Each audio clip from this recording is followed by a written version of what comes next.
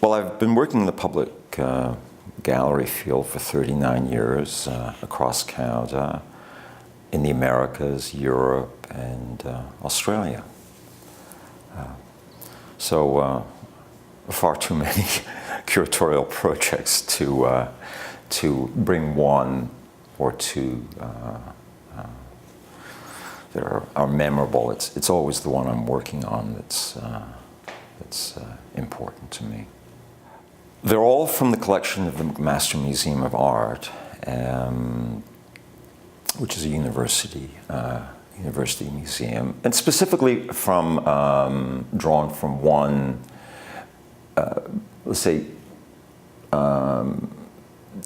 significant donation by a Hamilton businessman, Herman Levy. He donated his entire collection in 1984 to the museum, and then in his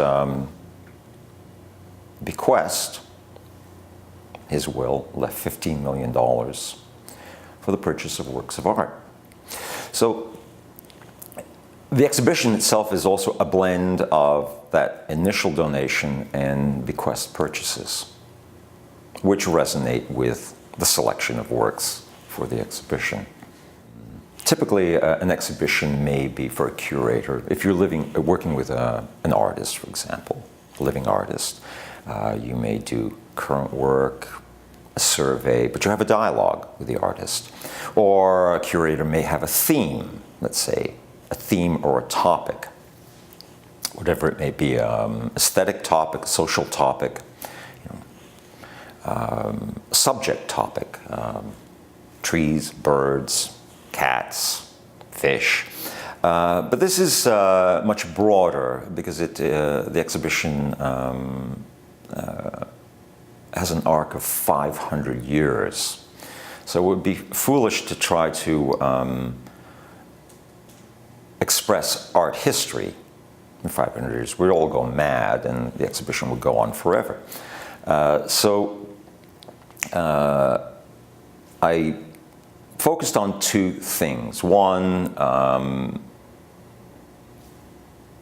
the interests of the collector, because he had specific interests, which was modern European and European historical. Modern European being from 1870s into the early 20th century. And then what one calls historical European, Northern European.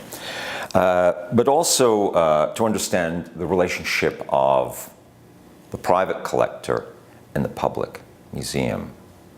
Because a collection such as this changes the dynamic of a museum. There are very few museums in Canada that receive a donation of a Monet painting, let alone university museums. So it does change. All of a sudden you have this. It could be a blessing and a curse, because everybody wants to see the Monet. In turn, part of it is to understand or tease out what I call texture. That is the relationship that artists have to artists. And that is, hopefully that's present in the exhibition, because how art proceeds is not through the art world, but what artists do and how they, hang out together, look over each other's shoulders, borrow, transform, and that kind of communion. Yeah. Well, the first challenge is I had 400 works that were let's say, fit within that premise of the exhibition. And how do you get it down to 60 plus? So it's there's a I know a very respected and senior American film editor, and someone asked him, well, what's editing all about? And he said, well, it's cutting out the bad bits and keeping the good bits. So in a sense, that's it too. It's not the bad bits, but it's the bits that make the film go on too long. You know, you want to sit through a three-hour film where you might be able to tell the same story in 90 minutes. So, and not to lose the flavor of it.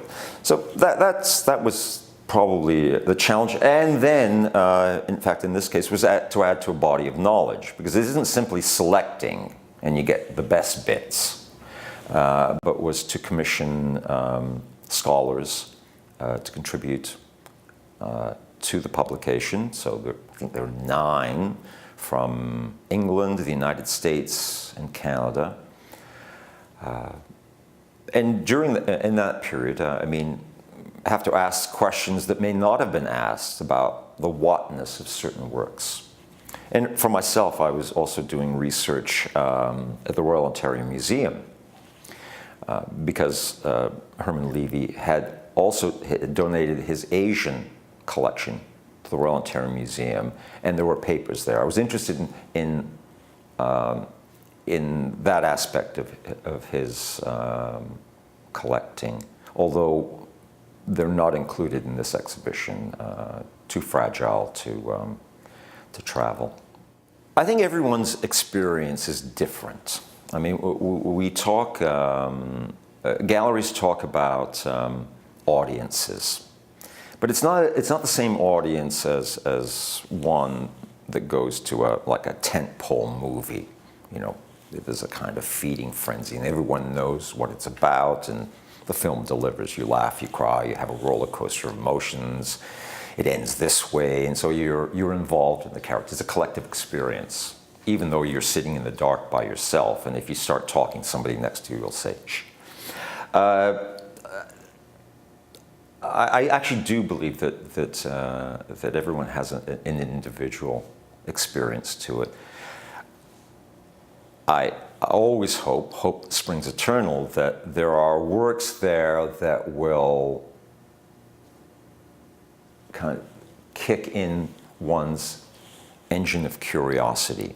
That is, you recognize something, says, "Oh, but I've never seen this." I mean, you're actually standing in front of this.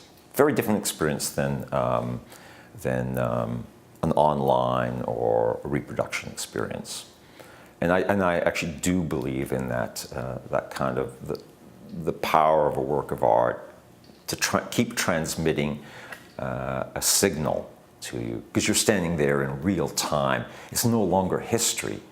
You know, there's a wonderful painting, unique painting in the exhibition, I think, in Canadian terms, 1660 portrait by the British artist Mary Beale. You don't find portraits by women artists from the 17th century in Canada. And so you could treat it as a kind of, you know, historical artifact, but when I stand in front of it, I'm standing over her shoulder, looking at her subject, which happens to be her husband. So time collapses. So, you know, these are kind of quiet experiences. And in terms of the selection of works, this is the first time such an ambitious collection exhibition has been mounted by McMaster, and kind of to share it. You know, sometimes you have to go to New York or Chicago or Pittsburgh. Yeah, I've been to Pittsburgh to see these works. So it's coming to you, and you go like, wow, it's here. And it's so, you know, you can walk out and reflect on your own life, and it's not that your life is diminished. One hopes enriched in some way. It's that I got to see something.